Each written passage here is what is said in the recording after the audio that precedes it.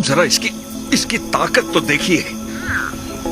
मतलब ये तो कुछ ही फुट का है, मगर इसकी ताकत तो देखिए जरा। अब आप कल्पना करके देख सकते हैं उस मगरमच्छ की जो 12 फुट लंबा हो। इसके दांत देखिए जरा, इसके अंदर हाथ पड़ गया तो गए काम से।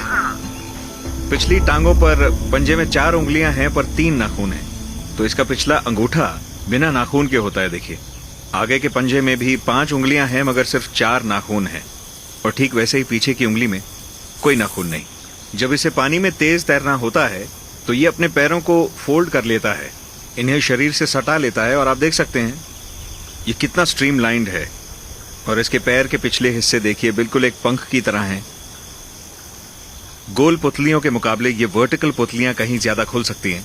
तो कोई भी सांप या लिजर्ड जिनके वर्टिकल प्यूपल होते हैं वो नॉक्टर्नल यानी निशाचर जीव होते हैं, जो कि रात में सक्रिय होते हैं। जरा इस जबड़े को देखिए, दांत कैसे आपस में इंटरलॉक होते हैं। ये जानवर वाकई में एक परफेक्ट शिकारी है। ये करोड़ों सालों से बिल्कुल ऐसे ही हैं, और इसके और 60 या 80 साल के मगरमच्छ में बस इनकी खुराक के आकार का ही फर्क होता है। जब ये बड़ा हो जाएगा तो 1 टन के एक मगरमच्छ में बदल जाएगा। जिस चीज पर भी इसका जोर चलेगा ये उसे मारकर खा जाएगा, इंसान को भी।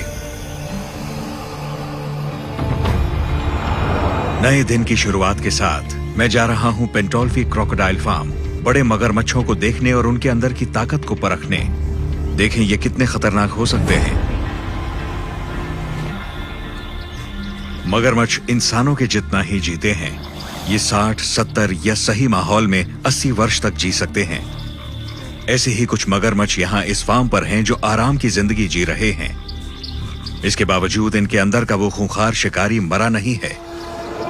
हम कई सारे ऐसे गांव वालों से बात कर चुके हैं जो मगरमच्छों के हमलों से बचकर जिंदा निकल आए, तो मैं यहाँ क्रोकोडाइल फार्म पर आया हूँ ये देखने कि इनमें कितनी ताकत है, ये कितनी मजबूती से खींचते हैं, ये कितनी मजबूती से जकड़ते हैं, और इनसे बच पाने की असल में कितनी संभावनाएं होती हैं। और इस एक्सपेरिमेंट को करने की इससे बेहतर जगह नहीं हो सकती।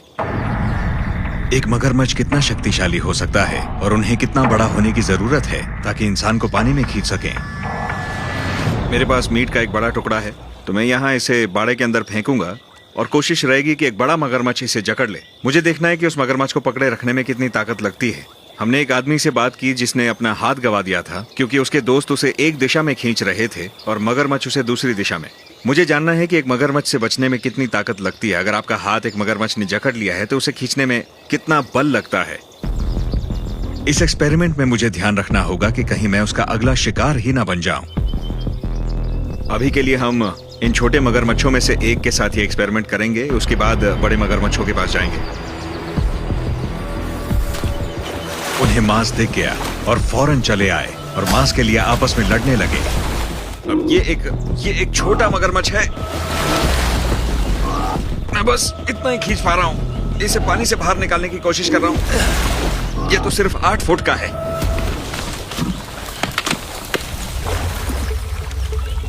ये सिर्फ एक 8 फुट का मगरमच्छ था और सिर्फ 8 फुट के मगरमच्छ ने इतना भी नहीं करने दिया कि मैं उसे पानी से बाहर खींच सकूं। मैं तो बस उसे कुछ ही फुट तक खींच पाया। आप इसके दांतों के निशान देख सकते हैं। इसने मीट के टुकड़े की बुरी हालत कर दी है और उसके बाद ये घूमने लगा जैसा उस मछुआरे ने हमें बताया था। दबाव बढ़ने पर मगरमच्छ घूमने लगा और मछुआरे के हाथ को तोड़ दिया और उसके हाथ को ही ले गया। तो अब हमारे सामने ये 12 या 13 फुट का मगरमच्छ है। सच कहूं तो इसके जबड़ों को देखते ही मुझे हिम्मत नहीं हो रही है कि इसके साथ मैं इस एक्सपेरिमेंट को करूं भी। पर बड़े मगरमच्छ के साथ कोशिश करते हैं और देखते हैं कि मैं इसे खींच पाता हूं या नहीं। मैं नहीं चाहता कि रस्सी मेरे पैरों में फंस जाए। रस्सी में पैर फंसा तो मीट के साथ मीठे में मैं भी चला जाऊंगा। तैयार हो ना?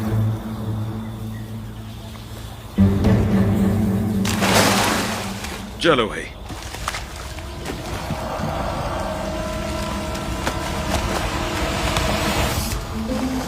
कभी कभी सबसे शक्तिशाली नहीं बल्कि सबसे तेज बाजी मार जाता है। इस छोटे मगरमच्छ ने हमारे एक्सपेरिमेंट में बाधा डाल दी है। दोबारा कोशिश करते हैं। तैयार? बड़े मगरमच्छ ने अपनी गलती से सीख लिया, वो अपनी गलती दोहराना नहीं चाहता।